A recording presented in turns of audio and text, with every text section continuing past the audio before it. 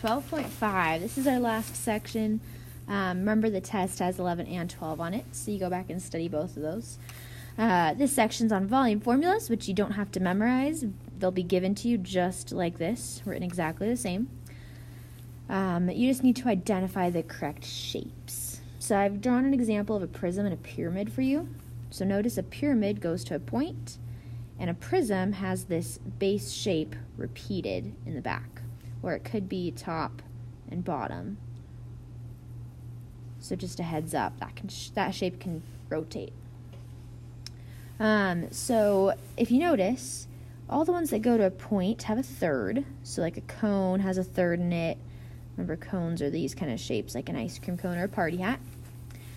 And then you are always going to look at the area of your base. So like here, you'd want to figure out, okay, what's this area? Using like a right angle for a triangle, base, height. And then once you get that area, so a triangle, remember, has this. A rectangle is just length times width. But once you get it, then you take the height between those shapes. So this is your repeated shape. This is your height. It's repeated everywhere. So it's a vertical height. So if you need to rotate it, you can rotate it to see that it's vertical. With pyramids, it's a little easier to tell where that height is because it's going to the point. And then again, pyramids still have the area of the base in there. So it's always area of the base times height. Pyramids just have that extra third in front because you're not going straight up and down. So like you've got all these extra sides that are kind of disappearing with the cone or with the point at the top. Okay, so just plugging in, identifying the shape. Remember, cylinders are still pyramid or prisms. They're still prisms because they have a repeated circle top and bottom. So it's still area of the base times the height. We just write it out as pi r squared h because it's a circle rather than having corners. And then a sphere is super easy to identify. It's like a ball.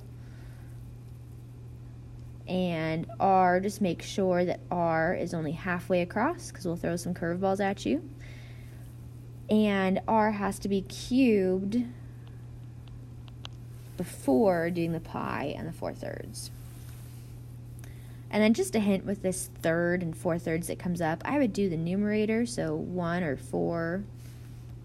So times pi times, and then whatever you got for r cubed, and at the end, divide the 3. Same goes for the 4. 4 times pi times r cubed, and then divide the 3. So do all the numerators first, and this at the end, if that is something that you're worried about.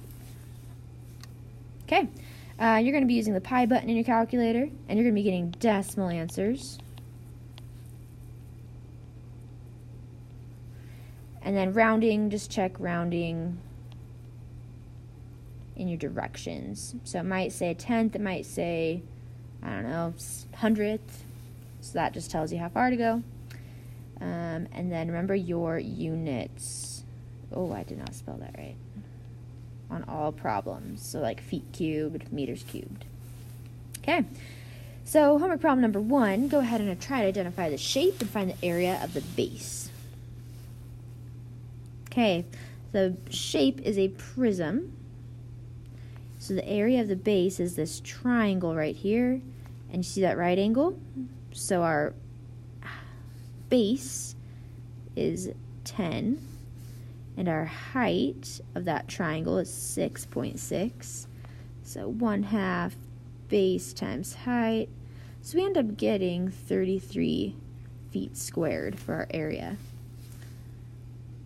So now that we have the shape, this area right here, the height to the next one is 7 feet.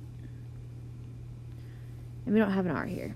So go ahead and fill in your volume formula. So it's a prism, so we have area of base times your height. So 33 feet squared times your height. You don't have to worry about units till the end if you want to.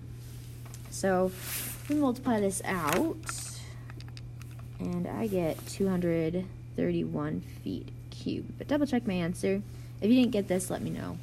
We can talk about if I went wrong or you went wrong or both of us were wrong. Okay, on the next problem, go ahead and try to identify the shape. Try and figure out, we don't need area of base or height for this, but figure out R and try and find the volume and then push play when you're ready to check your answer. Okay, our shape is a sphere. Our radius is 11 centimeters because it goes from the center to the edge. We'll throw curveballs, so remember to check that. Our volume formula is 4/3 pi r cubed. So I'm just going to fill in r right here. And then I'm actually going to put I'm going to do this whole parentheses first. So I get v equals 4/3 pi and then 1331. So when I go to put this in my calculator, you can either do 4/3 times pi times 1331, or you can do 4 times pi times 1331, then divide the 3 at the end. You pick. I would suggest doing the parentheses around that at least, if you're going to do that way. So we go through and multiply all these, and you should get volume is 5575, and I'm just going to round one decimal place because I can't remember what the homework has, but it's centimeters cubed, and that is it. So make sure after you finish this homework assignment that you go back and look through all the old ones and make sure you've taken all the quizzes for this unit.